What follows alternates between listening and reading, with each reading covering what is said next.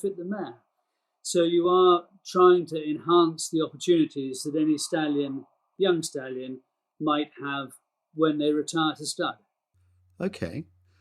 And look, racing has a calendar, doesn't it? We all know there's a racing calendar of both national hunt and flat. Is there a sort of calendar in your job in the world of breeding? Could you tell us a little bit about that? Yes, absolutely. Yeah, there is, most definitely is a calendar. And it links inextricably, as it should, with the racing calendar as well. But given that every thoroughbred in the Northern Hemisphere actually has its birthday on the 1st of January, irrespective of when it was born, we work very much around that date. And so the covering season, the breeding season, starts at the beginning of February, because these mares have an 11-month gestation period. And obviously some of them go a bit over that due date, as with any other animal. Interestingly, it's more often the colts that go over the due date. Okay. That's not guaranteed, but that's more often the case. And so if we need to start covering the mares at the beginning of February, we need to start looking for these mares from beginning of September onwards, finding out which mares are likely to retire off the track, where are the good mares that might have an obvious link to one of our young stallions, where are they, who owns them. And we need to, from now onwards in the calendar year, we need to be sourcing the mares that might suit our young stallions.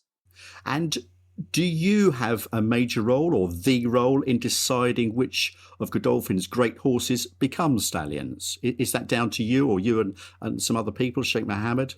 It's a team. Some of them, we're lucky enough now that some of them, it's pretty obvious. I mean, when you've got a horse like Gaeth, who retired last year, world champion by Dubawi, he was obviously going to be a future stallion. And it was then a question of where to stand him and how to give him the best opportunities. And we decided, having had Too Darn Hot here the year before in Newmarket, that probably the next great son of Dubawi ought to go to our farm in Ireland. And that is what happened. And so he went to Ireland to stand under another great son, exciting son of Dubawi and Night of Thunder, who's doing very well. And so they sort of feed off each other over there, while we have Too Darn Hot and Dubawi himself, and postponed over here in Newmarket, all sons of our flagship stallion. Now, we've talked a little bit about the stallions there. I know, Phil, you wanted to come in to talk a little bit about the mare's side of things as well. Yeah, it's probably not your specific area, Sam, if you're responsible for the stallions, but obviously Godolphin's got a lot of mares as well.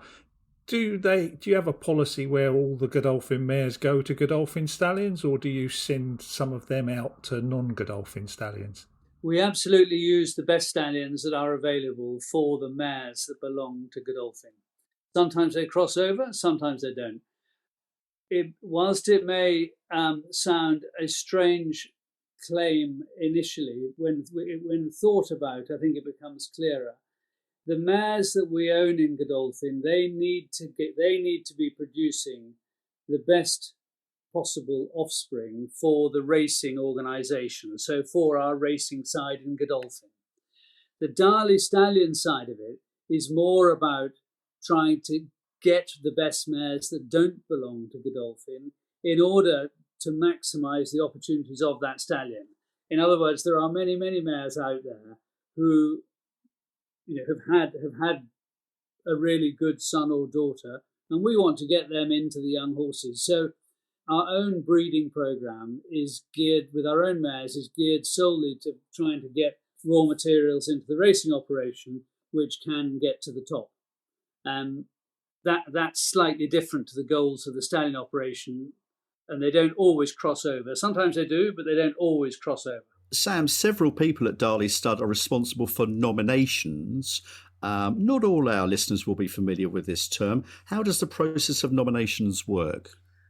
Well, the nomination itself is the agreement to say that a certain mare is booked in to visit a certain stallion when she comes into season in any one breeding season. I believe that people who own mares, whether they be big breeders or small breeders, are passionate about what they do. Yeah. And so we have a team of people here who we want to become friends. Friends is probably too strong a word, but I really want the people who deal with the team at Darley to like who they're dealing with and to want to speak to them and chat about what they should be doing with their mares. And so personal relationships are a key part to this, because racing, every aspect of racing should be fun for those involved. And the last thing we want to do is to be recommending someone sends a mare to a stallion that is frankly not worth that much money, for example, or if a mare has a slight temperament issue, we don't want that mare to come to a stallion that might have a temperament issue. There are various areas where we can help breeders make the right decision.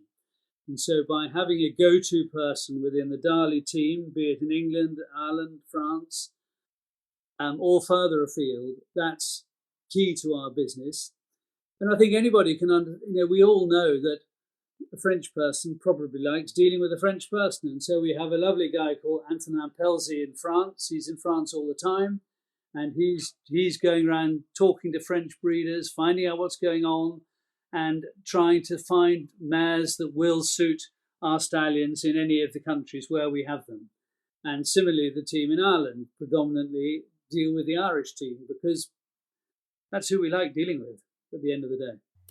And I guess, like any successful business, you talk about sort of relationships, building up relationships with these breeders year in, year out is very important. And they get to trust the Godolphin and the Darley operation, don't they? I hope so. I mean, I've always believed that time spent sitting around a kitchen table finding out what a mare owner is trying to achieve is time very well spent. And, and I encourage the team to get on the road, go and take a breeder out to lunch, have a cup of coffee with them in the kitchen, and really spend time getting to know them and find out what they want to do.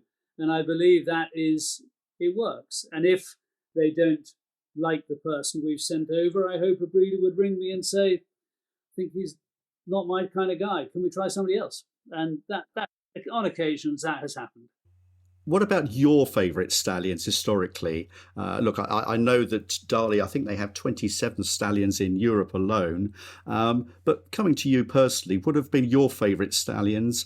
Well, in that when we started out this business, and Dawn Laidlaw, who runs the English side of it now, and Eamon Maloney, who runs the Irish side of it, have done a fantastic job with many, many horses. But inevitably, the original goal was to try and get the great stallions of tomorrow, and that was what we set out as our raison d'être. And Dubawi has achieved that in England without any doubt. There's never been a horse had as many Group 1 winners as Dubawi. There's never been a horse dominate the stallion ranks like Dubawi has over the last few years over here. So he really has achieved all that we set out to do, and so of course he's very close to our heart. But Shamadal is a horse we had in Ireland who also way exceeded his initial expectations.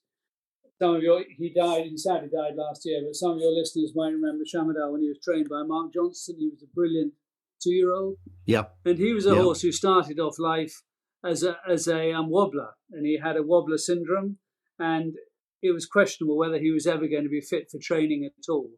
And what a brave horse he was, and what a courageous stallion he proved to be. And every time Dubawi pulled ahead, lo and behold, Shamadal had another Group 1 winner. And so I have huge respect for him. And I suppose, thirdly, I'd have to say Cape Cross. Cape Cross was the first horse in Ireland that we had real success with. He got off running when he had Ouija board in his first crop, and then produced the horses, the likes of the great Cedar Stars and horses like that. And so I suppose those three are the three that have gone by that have really touched me, everything they put into their game. Sam, we know that racing is full of different stakeholders with vested interests, but it's a question we always like to ask our guests at the end. What are your 3 wishes for racing? They can be breeding related or in a more general sense. What 3 things would you like to see happen for the greater good of racing? I've given this a lot of thought this morning since we spoke earlier on, and it's a great opportunity and it's a great question to ask. And I suppose my number one is to make racing more unified. Let's realise that the people who really matter are the owners of these wonderful horses, the people who pay the bills to keep the show on the road. And let's realise that, get behind it and realise that they're the ones that matter.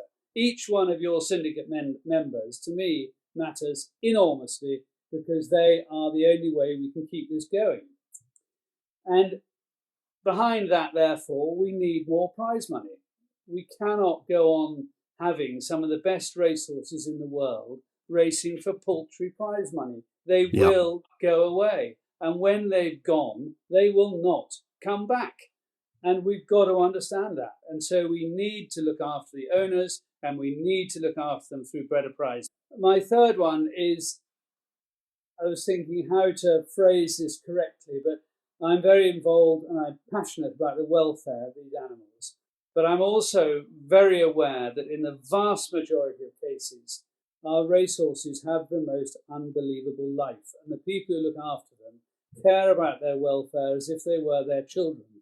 And I want racing to be able to sell that with confidence. I don't want to be on the back foot about racing welfare, about the welfare of our stars. I really want to weed out the bad apples, but I want to be confident that our horses are getting incredibly well looked after from start to finish.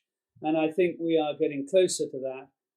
We're never home and dry on this, but I don't want racing to be on the back foot when discussing the issues of welfare, because we have no reason to be ashamed of the way these horses are looked after, and we must keep it that way. Well, I agree with that, Sam, and you'll be aware, I'm sure, of National Racehorse Week, which is from the 12th to the 19th of September, where trainers and stables up and down the country are trying to get this message across about how well racehorses are looked after. And in fact, Phil and I touched upon it earlier on in the podcast. So yes, hear to that, Sam. Look, it's been absolutely fascinating. Thank you so much, Sam. Really want to thank you for your time. And finally, Phil and I would both like to wish you continued success with the Godolphin Stallions and the operation there. Thank you so much, Sam. Well, thanks, guys, very much indeed. And I hope it's worthwhile. Thanks a lot. All the best. Well, that was a fascinating interview with Sam, wasn't it, Phil? Really illuminating. I learnt an awful lot about the world of breeding and the way Godolphin works. What was your take on it? Yeah, that was great. Again, another one of these areas that I wasn't particularly familiar with. So great to listen to Sam and hear what he had to say. And hopefully we'll be able to get a similarly entertaining and informative guest next month. I know you and I have been talking away from the microphones about who we might invite, and we've got several good options available. Yeah, got a few nice people in the pipeline, haven't we? Yeah, so that's something to look forward to for sure. So, and in the meantime, obviously, if you've enjoyed this episode, please do go onto your podcast platform and give us a like or follow us to get hold of future episodes. And as ever, if you can help us to grow the podcast by telling your friends all about us, that would be great. Well, that just leaves me to thank co-host Phil Boyle, special guest Sam Bullard, the RSA for sponsoring Inside the Rails, producer Callum Ronan from Callum Ronan Creative, and you, the listeners.